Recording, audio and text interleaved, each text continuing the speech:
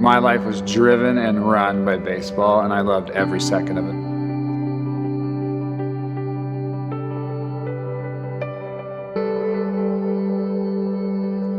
Went through high school, college, pros. Life was lived, driven, loved. Baseball. You know, I didn't even really think too much about Christ. I viewed it more as some sort of external thing that I needed tangible proof of it. And I was super happy. I had, basically everything that I wanted at that point in time. So to me, it was never a big deal. I stopped playing baseball when I was maybe 24, 25 years old. Too many arm surgeries. Nobody wanted me anymore. And even at that point, I didn't think about Christ. I kind of felt like I got hit in the face with a sledgehammer, because everything I'd done my entire life, everything that I loved, everything that I wanted was now gone. I literally had no clue what to do.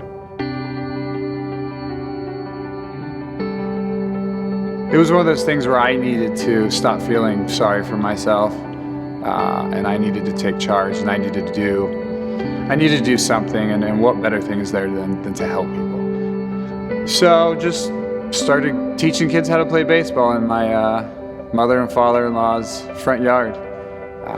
It was simple, it was not extravagant. I'm not really an extravagant person. It was just straight up, I'm gonna help you and I'm gonna teach you and you're gonna do it right. And we've kind of stuck to that, which has led to me teaching their parents how to exercise, and now I've got a few CrossFit gyms. I'm now a PE teacher, so I teach kids how to work out.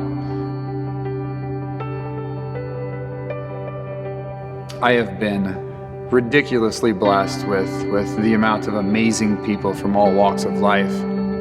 Brandon Schreiner just happened to come into CrossFit New Albany one day, and who knows, God works in mysterious ways, but in his way, he started planting seeds once he moved here, and he started a Bible study.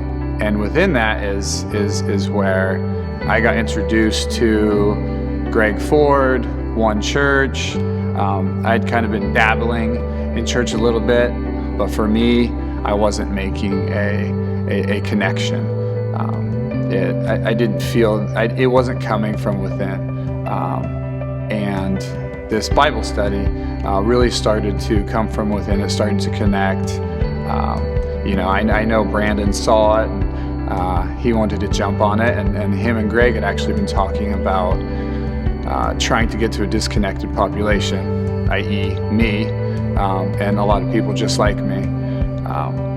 And so they came up with this super awesome, crazy, but simple idea of bringing a One Church into CrossFit New Albany. And so now every Sunday I'm at CrossFit New Albany at church, and love the sermons, and then love getting to glorify God through exercise.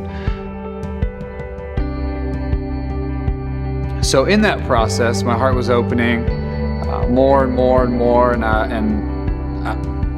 I was starting to understand it. I was getting that you don't have to be perfect, that there is no tangible thing that you can grab onto and sit there and be like, oh, okay, so this is exactly how it is. And it was just this opening of my heart, and that's I guess that would be the moment. There wasn't really a one moment where I decided to give my life over to Christ, and perfectly did it at CrossFit New Albany with Greg here, with Brandon here, and I don't know. It's kind of hard to explain. I know a lot of people leading up were asking me, oh, well, how do you feel, and this and that. It was hard to explain. It was pretty overwhelming. I mean, it was it was this huge thing from within, and you could feel it, but it was hard to put words into it. And I'm always trying to, be a better dad, be a better husband, be a better gym owner to help people and this and that.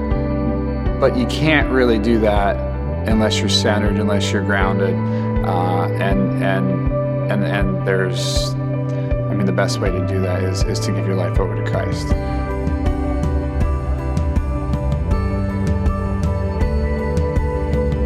So I will never forget being in our super awesome baptismal cold water tank.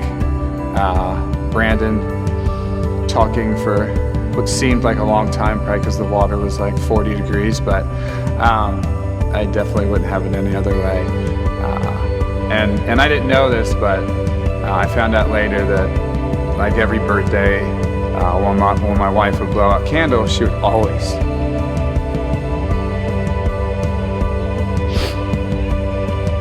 always wish that I would give my life over to Christ.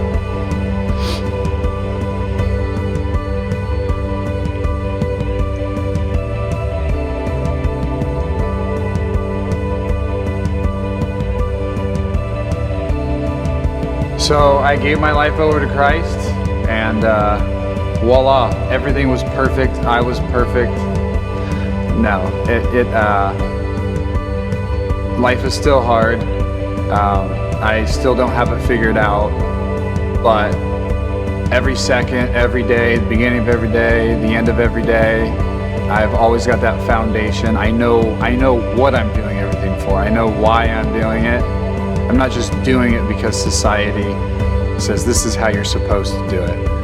I feel like I have a million times better blueprint on how to be the person that I want to be, that I think that I'm capable of being, and that everybody deserves for me to be.